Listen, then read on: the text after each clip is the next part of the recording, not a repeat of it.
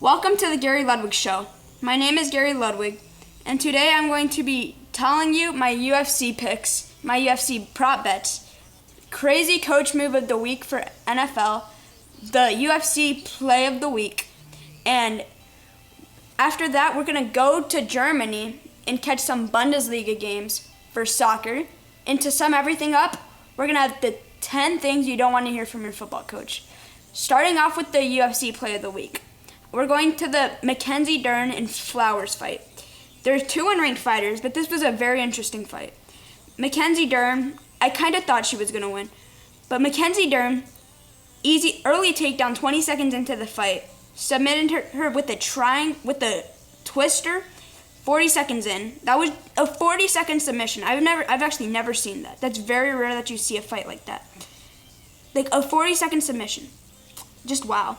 And then for my UFC picks, I'm going to have Alonzo Menifield, Jussier Formiga, Charles Byrd, Cody Sandhagen, Ian Heinich, Chase Hooper, Sean O'Malley, Anthony Rocco Martin, Cody Sandhagen, Rafael Assunção, and Amanda Nunes. And then, for my Anthony Rocco Martin pick, this fight can go either way. Anthony Rocco Martin or Neil Magny. Neil Magny's a better stand-up fighter. Anthony Rocco Martin is really good at stand-up. He just got submitted by Damian Maia 2 months ago. But Damian Maia is the best submitter of all time. Nothing would surprise me by that fight. Anthony Rocco Martin is mainly a ground person. And how he got submitted by Damian Maia did not surprise me one bit. Because he goes to the ground and Damian Maia is just a ground specialist. But that's not with Neil Magny. Neil Magny is he's just pure stand-up fighter. And then Anthony Rocco Martin, he has some stand-up in him, but he's also really good at the takedown. But this is actually a really close fight. I think I'm going to stick with Anthony Rocco Martin, but I would not be surprised if Neil Magny somehow wins this fight. Or not somehow, he can easily win this fight. And then for my prop bets, for my Amanda Nunes, minus 180. It's minus 675 just for her to win the fight, but it's minus 180 if you think she's going to knock out or submit Spencer. And then Rafael Assunção versus Cody Garbrandt. Garbrandt, amazing bantamweight, but his time is gone. He used to be one of the best bantamweights of all time. 2 years ago, he had the title. He had the belt. He was just doing so good in the division. And then this person named TJ Dillashaw came in the division. He just ruined Garbrandt. TJ won the first fight. And then Garbrandt rematched him. And then he lost that. And then after the TJ Dillashaw fight, things just went downhill for Garbrandt. He does not know how to take a punch. Every time he takes a punch, he just goes around. He moves his hand like he does not know what he's doing. And Rafael Assunção is coming off 4 straight KO victories. With Cody Garbrandt, it's coming out 3 straight KO losses. Rafael Assunção has so much power in his hands. I'm going with the Rafael Assunção first round knockout at plus 300. That's going to be my UFC prop bets. Now, guess where? Yep, Germany. We are moving on to the Bundesliga. We don't have a lot of sports in the U.S., but at least this country does. Germany and the Bundesliga. For my soccer picks, I'm going to have Gladbach win. Just a normal win. It's going to be a cool, fun game to watch. Bayern wins. Game total over 3.5. And then Frankfurt wins. Both teams to score. And over 2.5.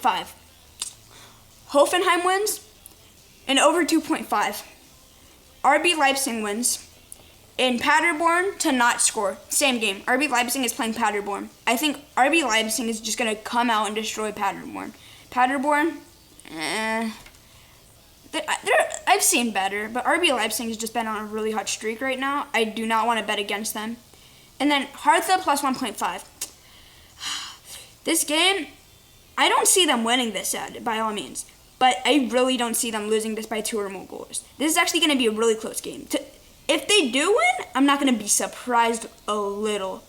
This can go either way, but the fact that I had a plus 1.5 on a very close game, I just decided to take it. Plus a 1.5 at plus 140, I just can't pass up on that. That's just amazing value in my opinion. I don't know what's going to happen, but I think it's a really good pick. And then the Wolfsburg game, over 2.5.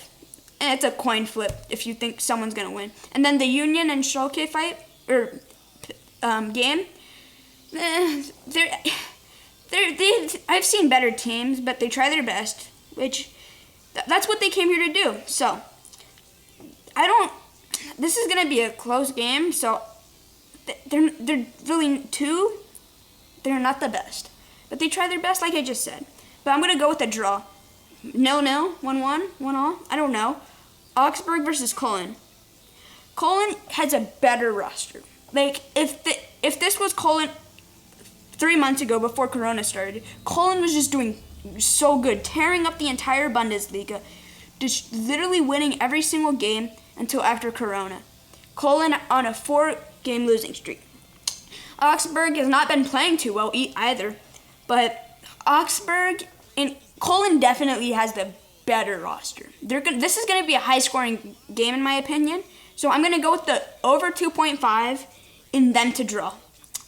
And then for my football crazy coach move of the week, this is an exciting one. You know DeAndre Hopkins, right? The best, people say the best wide receiver in the NFL currently. The Texans, they had it all. He was so good.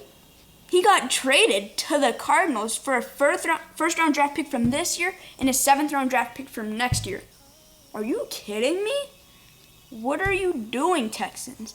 You literally have the best receiver of all time, or not all time, but in the league. And you're just going to give him away like that? You do not deserve to be in the playoffs. I'm glad the Titans beat you to be in the playoffs. Oh my, you do not deserve a win. You do not deserve to be in the playoffs after that. Okay, and now my 10 things you don't want to hear from your football coach. Number 1, playing time is overrated. Number 2, everybody gets concussions. It's a part of the game.